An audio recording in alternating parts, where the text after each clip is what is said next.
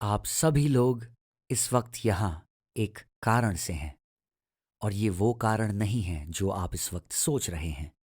जी हाँ, मुझे पता है कि आप में से कई लोग यहाँ पे हैं क्योंकि वो अपने एक्स को मैनिफेस्ट करना चाहते हैं। ये सबसे कॉमन क्वेश्चन है। लोग मुझसे ये सवाल इंस्टाग्राम और फेसबुक पे पूरे समय पूछते हैं। वो पूछते हैं कि कैसे उन्हें अपने एक्स वापस मिलेंगे। मैं पूछता हूँ क्यों। वे उन्हें मैनिफेस्ट करना चाहते हैं।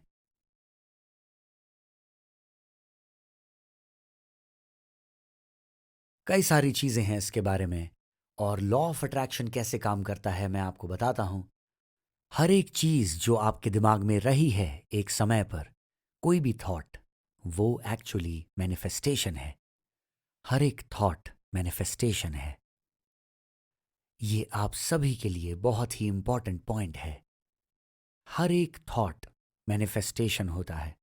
कई लोग जब मुझे कांटेक्ट करते हैं और सवाल पूछते हैं, वो बोलते हैं कि लॉ ऑफ अट्रैक्शन मेरे लिए काम नहीं कर रहा है एरिक। पर आप ऐसा नहीं कह सकते क्योंकि लॉ ऑफ अट्रैक्शन पूरे समय काम करता रहता है। क्या आप समझ रहे हैं कि आप सुबह उठ के अपनी माँ से कह सकते हैं कि माँ, आज मेरे लिए ग्रेविटी काम नहीं कर रही, क्योंकि ये एक लॉ है। It's the law of attraction. ये फिक्स्ड है, ये बदल नहीं सकता। ये आपकी चॉइस ऑफ अट्रैक्शन नहीं है, इट्स अ लॉ। तो ये पूरे समय काम करता रहता है। इसका प्रूफ क्या है? ये हमारी रियलिटी में है इस वक्त। मेरे बाद रिपीट कीजिए। सब कुछ थॉट से शुरू होता है। ऐसा कुछ नहीं है जो आप इस एग्जिस्टिंग रियलिटी में देख सकते हैं। जैसे कि ये लाइट वहां पर जो है, इसकी शुरुआत थॉट से हुई। किसी को सोचना पड़ा ये कि मैं उसे वहां जाकर लगा देता हूं। मेरी उम्मीद है आप समझ रहे हैं। ये कारपेट जो यहां पर है, किसी ने उसे बनाने के बारे में सोचा और किसी ने सोचा उसे यहां रखना है। काफी सारे थॉट प्रोसेसेस थे जिससे पहले ये रियलिटी बन पाई। यस और नो? बताइए मुझे। सब कुछ। अपने आसपास चीजों को देखिए, सोचिए इस बारे में। आपको ऐसी एक भी चीज नहीं मिलेगी इस फिजिकल रियलिटी में जो थॉट से शुरू ना हुई हो। सचमुच आप नहीं ढूंढ पाएंगे। और मैं आपसे एक सवाल पूछता हूं अब। जो मैनिफेस्टेशन आप चाहते हैं, जो लॉ ऑफ अट्रैक्शन, जो चीज आप मैनिफेस्ट करना चाहते हैं, क्या आप मानेंगे कि वो सब आपकी फिजिकल रियलिटी में है एक्चुअली? तो इनकी शुरुआत होती है किससे? थॉट से। आप ऐसी कोई चीज ढूंढ ही नहीं सकते जो थॉट से ना शुरू हुई हो। आपके बाजू में बैठे हुए इंसान, उनकी शुरुआत भी थॉट से हुई थी। किसी ने सोचा कि उन्हें जन्म दिया जाए।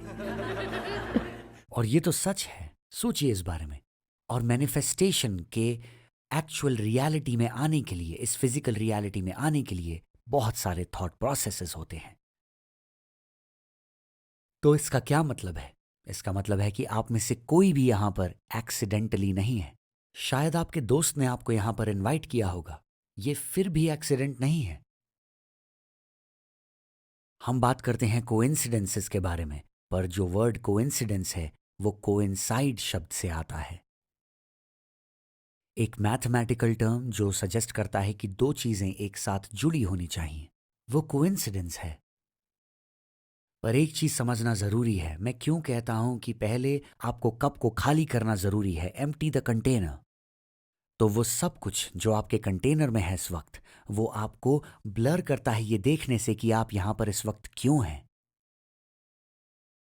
अगर आप अपने दिमाग को खाली करते हैं और प्रेजेंट में रहते हैं मेरे साथ आज, आप जानेंगे कि आप यहाँ क्यों हैं, आपका मैसेज क्या है, कैसे एक्सेल करना है, कैसे आगे बढ़ना है यहाँ से। क्या आप समझ रहे हैं? और मैं प्रेजेंट था उस मोमेंट में जब मैं किताब पढ़ रहा था रिचर्ड ब्रांसन की। मुझे रिचर्ड ब्रांसन बहुत पसंद थे तब।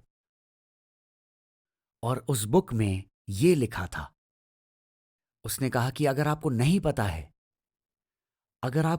पता है कि कोई भी काम कैसे करना है, बोलिए यस और उसको फिगर आउट कीजिए आराम से। ये बात मैंने पढ़ी उस किताब में, वो भी इत्तेफाक से। और ये बात मेरे दिमाग में बैठ गई कि से yes and figure out how to do it later. एक यस दीजिए मुझे आप सभी। और भी जोर से बोलिए, और भी जोर से बोलिए। गुड। क्योंकि जब हम अपने आप को यस बोलने के लिए फोर्स करते हैं, हम अलाउ नहीं करते डाउट्स और फियर्स को अंदर आने के लिए। हमें बस कर दिखाना होता है। ओके, सो मैंने सोचा चलिए किताब को नीचे रखते हैं।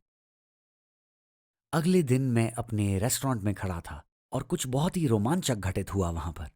एक इंसान जिसका नाम था जिम, वो मेरे रेस्टोरेंट में आए और मैं अपना बिजनेस संभाल रहा था। मैं काउंटर के पीछे खड़ा हुआ था इस तरह, और वे मुझसे आके बोले, क्या आप चाइनीज हो? मैंने कहा हाँ। फिर उन्होंने मुझसे पूछा कि क्या मेरे चाइना में कोई कॉन्टैक्ट्स हैं, और मैंने पूछा कि किस संबंध से आपको ये चाहिए। तो उन्होंने कहा कि वो रबर और स्टील को रिसाइकल करते हैं और वो कुछ कॉन्टैक्ट्स चाहते हैं। और मैंने बोला यस। और उन्होंने पूछा सचमुच? और मैंने कहा जी हाँ। तो फिर वो उत्साहित हो गए और मुझसे और सवाल पूछने लगे कि कैसे करना है ये, आप मुझे बताइए, मैं बहुत समय से ढूंढ रहा हूं एक रिलायबल सोर्स के लिए। और मैंने बोला यस। और उन्होंने मुझसे पूछा कि अब करना क्या है उन्हें। मैंने उनसे कहा कि मैं इस वक्त काफ़ी बिजी हूं और वो कल सुबह 9 बजे आ सकते हैं और हम इस बारे में बात करेंगे। फिर हमने नंबर्स एक्सचेंज किए। उस समय पर हम गूगल नहीं यूज़ करते थे, हम यूज़ करते थे याहू। तो मैंने इस कॉन्टैक्ट की इन्फॉर्मेशन के लिए याहू पे सर्च किया, और जब मुझे कॉन्टैक्ट्स मिल गए तो मैं उनके साथ अगले दिन बैठा, हमारी मीटिंग हुई। और मैंने बोला कि हाँ, मेरी मेरे दोस्त से बात हुई और वे आपसे मिलना चाहते हैं और मे बी हमें एक मीटिंग करनी चाहिए साथ में। हम चाइना की फ़्लाइट लिए कुछ हफ्तों बाद मेरे दोस्त से मिलने के लिए, जो मुझे याहू पे मिले थे। और आप यकीन नहीं करेंगे कि क्या हुआ वहाँ पर। हमने क्रिएट किया ये स्टील बिजनेस। मैं तब 24 साल का था, 25 की ओर बढ़ रहा था।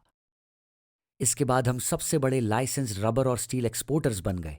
हमने 46 मिलियन टन्स एक्सपोर्ट किए। मैंने $17 मिलियन का कॉन्ट्रैक्ट साइन किया।